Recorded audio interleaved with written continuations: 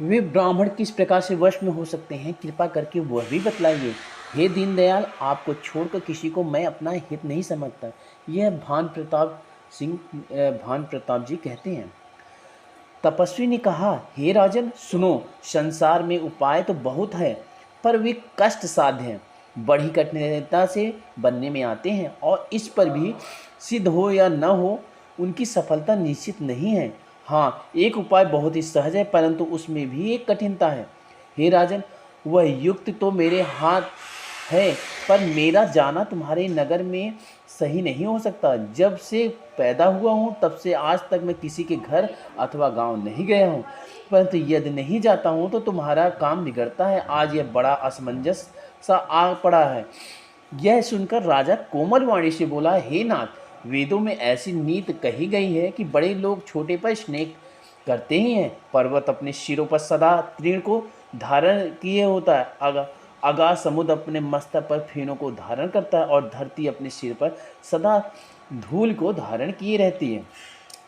ऐसा कहकर राजा ने मुनि के चरण पकड़ लिए और कहा, हे स्वामी, कृपा कीजिए, और आप संत हैं, दीन दयालु हैं। हे प्रभु, मेरे लिए इतना कष्ट सहिए। राजा को अपने अधीन जानकर कपट मुनि ने, या कपट में प्रवीण तपस्वी बोला, हे राजन सुनो, मैं तुमसे सत्य कहता हूँ, जगत में मुझे कोई भी दुर्लभ नहीं है। मैं तुम्हारा काम अवश्य करूँगा। तुम मन वाणी शरीर से मेरे भक्त हो जाओ। योग, युद्ध, तप और मंत्र का प्रभाव तभी फलीभूत होता है जब ये छिपाकर किए जाते हैं। भान प्रताप ये समझ ना सका, कोई भी चीज़ उसकी समझ में आ नहीं रहा था उस समय। हे नरपत, मैं यदि रसोई बनाऊं और तुम उसे परोसो, मुझे कोई जानने न पावे, तो उस अन्न को जो जो खाएगा सो सो तुम्हारा आज्ञाकारी बन जाएगा। यही नहीं, भोजन कराने वालों के घर भी जो कोई भोजन करेगा, हे राजन सुनो, वह भी तुम्हारे अधीन हो जाएगा। हे जाकर यही उपाय करो, वर्ष भर भोजन कराने का संकल्प कर लेना। नित्य नए 1 लाख ब्राह्मणों को कुटुंब सहित निमंत्रित करना। मैं तुम्हारे संकल्प के काल को अर्थात 1 वर्ष तक प्रतिदिन भोजन बना दिया करूँगा। हे राजन, इस प्रकार बहुत ही थोड़े परिश्रम से सब प्रकार तुम्हारे वश में हो जाएंगे। ब्राह्मण हवन यज्ञ सेवा पूजा करेंगे तो उस प्रसंग या संबंध से देवता भी सहज ही वश में हो जाएंगे। मैं एक और पहचान तुमको बताए देता हूँ कि मैं इस रूप में कभी नहीं आऊँगा। हे राजन, मैं अपनी माया से तुम्हारे पुरोहित को हर लाऊंगा, तब के बल से उसे अपने समान बनाकर 1 वर्ष तक यहाँ रखूँगा। और हे राजन सुनो, मैं उसका रूप बनाकर सब प्रकार से तुम्हारा काम सिद्ध करूँगा। हे राजन, रात बहुत बीत गई, अब सो जाओ। आज से तीसरे दिन मुझसे तुम्हारी भेंट होगी, तब के बल से मैं घोड़े सहित तुमको सोते ही घर पहुंचा दूंगा। मैं वही वेश धर कर आऊँगा। जब एकांत में तुमको बुलाकर सब कथा सुनाऊंगा, तब तुम मुझे पहचान लेना।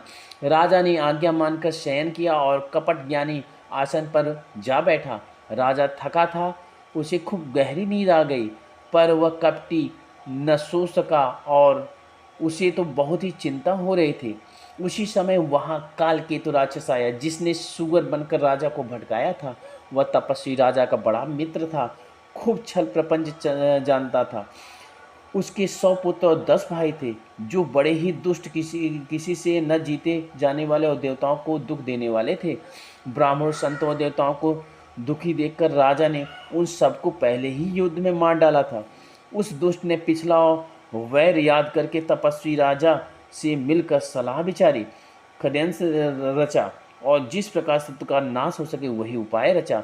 भावी वश राजा कुछ भी न समझ सका। तेजस्वी शत्रु अकेला भी हो तो उसे छोटा नहीं समझना चाहिए। जिसका सिर मात्र बचा था वह राहु आज तक सूर्य चंद्रमा को दुख देता है। तपस्वी राजा अपने मित्र को देख प्रसन्न हो उठकर मिला और सुखी हुआ।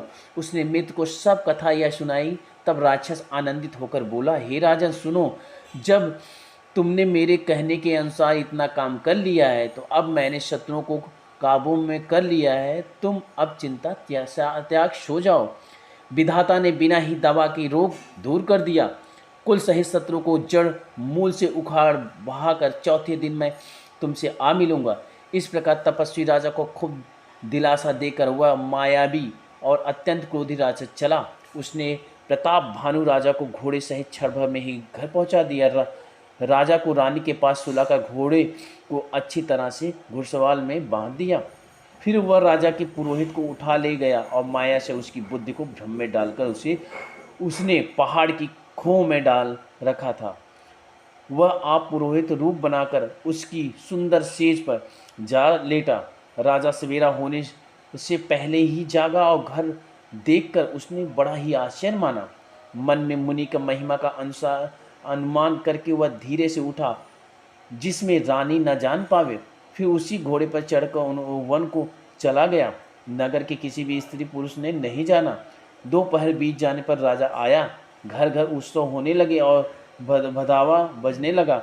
जब राजा ने पुरोहित को देखा तब वह उसी कार्य का स्मरण कर उसे आश्चर्य से देखने लगा। राजा को 3 दिन युग के समान बीते। उसकी बुद्धि कपटी मुनि के चरणों में लगी रही। निश्चित समय जानकर पुरोहित बना हुआ राक्षस आया और राजा के साथ ही हुई गुप्त सलाह के अनुसार उसने अपने सब विचार उसे समझाकर कह दिए। संकेत के अनुसार गुरु को उस रूप में पहचान कर राजा प्रसन्न हुआ। भ्रम उसे चेत न रहा कि यह तापस मुनि है या काल के राक्षस। उसने तुरंत 1 लाख उत्तम ब्राह्मणों को कुटुंब सहित निमंत्रण दे दिया। पुरोहित ने 6 रस और 4 प्रकार के भोजन जैसा कि वेदों में वर्णन है बनाए।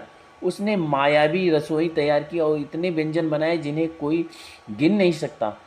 अनेक प्रकार के पशुओं का मांस पकाया और उसमें उस दुष्ट ने ब्राह्मणों का मांस मिला दिया। सब ब्राह्मणों को भोजन के लिए बुलाया और चरण धोकर आदर सहित बैठाया। ज्यों ही राजा परोसने लगा उसी का आकाशवाणी हुई। कालकेतु तो आकाशवाणी, हे ब्राह्मण, उठकर अपने घर जाओ। यह अन्न मत खाओ, इसके खाने से बड़ी हानि है। रसोई में ब्राह्मणों का मांस बना। आकाशवाणी का विश्वास मानकर सब ब्राह्मण उठ खड़े हुए। राजा व्याकुल हो गया। उसकी बुद्धि मोह में फूली हुई थी। होनहार वश उसके मुंह से एक बात भी ना निकली। तब ब्राह्मण क्रोध सहित बोल उठे। उन्होंने कुछ भी विचार नहीं किया। अरे मूर्ख राजा, तू जाकर परिवार सहित राक्षस हो जा। हे रे रीछ छत्री, तूने तो परिवार सहित ब्राह्मणों को बुलाकर उन्हें नष्ट करना चाहा था। ईश्वर ने हमारे धर्म की रक्षा की, अब तू परिवार सहित नष्ट होगा। 1 वर्ष के भीतर तेरा नाश हो जाए। तेरे कुल में कोई पानी देने वाला न रहेगा। शाप सुनकर राजा भय के मारे अत्यंत व्याकुल हो गया। फिर सुंदर आकाशवाणी हुई, हे ब्राह्मणों, तुमने विचार करके शाप नहीं दिया।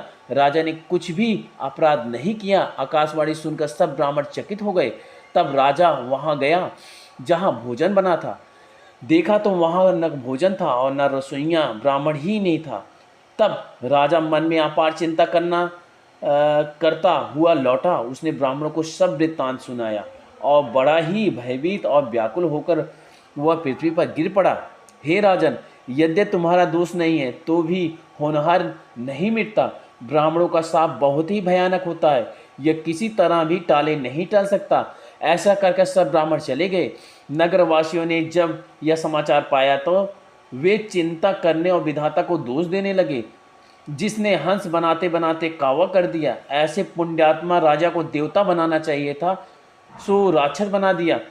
पुरोहित को उसके घर पहुंचाकर असुर कालकेतु ने कपटी तपस्वी को खबर दी कि उस दुष्ट जहाँ जहाँ पत्र भेजे जिससे सब राजा सेना सजाकर धावा बोल दे। और उन्होंने डंका बजाकर नगर को घेर लिया। नित्य प्रति अनेक प्रकार से लड़ाई होने लगी। प्रताप भानु के सब योद्धा करके रण में जूझ मरे। राजा भी भाई सहित खेत रहा। सत्यकेतु कुल में कोई नहीं बचा। ब्राह्मणों का साथ झूठा कैसे हो सकता था। शत्रु को जीत कर नगर को बसाकर सब राजा विजय और यश पाकर अपने अपने नगर को चले गए।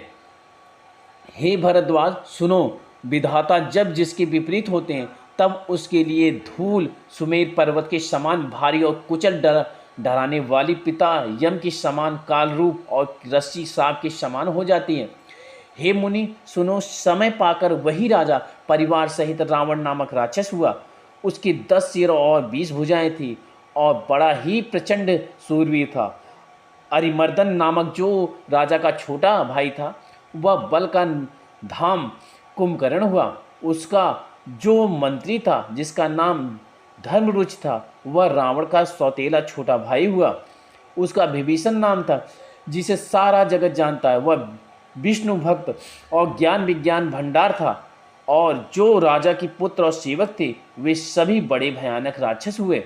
वे सब अनेकों जात के मनमाना रूप धारण करने वाले दुष्ट, कुटिल, भयंकर, विवेक रहित, निर्दयी, हिंसक, पापी और संसार को दुख देने वाले हुए। उनका वर्णन नहीं हो सकता। यद्यपि वे पुलस्त ऋषि के पवित्र, निर्मल, अनुपम कुल में उत्पन्न हुए, तथापि ब्राह्मणों के शाप के कारण वे सब पाप रूप हुए। तीनों भाइयों ने अनेक प्रकार की बड़ी ही कठिन तपस्या की, जिसका वर्णन नहीं हो सकता। उनका उग्र तप देखकर ब्रह्मा जी उनके पास गए और बोले, हे तात, मैं प्रसन्न हूँ, वर मांगो। रावण ने विनय करके चरण पकड़ के कहा, हे जगदीश्वर सुनिए, बानर और मनुष्य, इन दो जातियों को छोड़कर हम और किसी के मारे न मरे, ऐसा वर दीजिए। शिव जी कहते हैं कि मैंने और ब्रह्मा ने मिलकर उसे वर दिया कि ऐसा ही हो।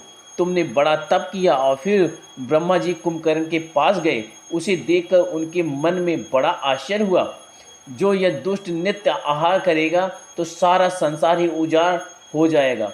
ऐसा विचार कर ब्रह्मा जी ने सरस्वती को प्रेरणा करके उनकी बुद्धि फेर दी, जिससे उसने 6 महीने की नींद मांगी। फिर ब्रह्मा जी विभीषण के पास गए और बोले, हे पुत्र, वर मांगो। उसने भगवान के चरण कमलों में निर्मल, निष्काम और अनन्य प्रेम मांगा।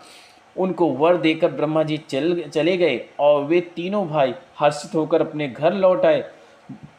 मैं दानों की मंदोदरी नाम की कन्या परम सुंदरी और स्त्रियों में शिरोमणि थी।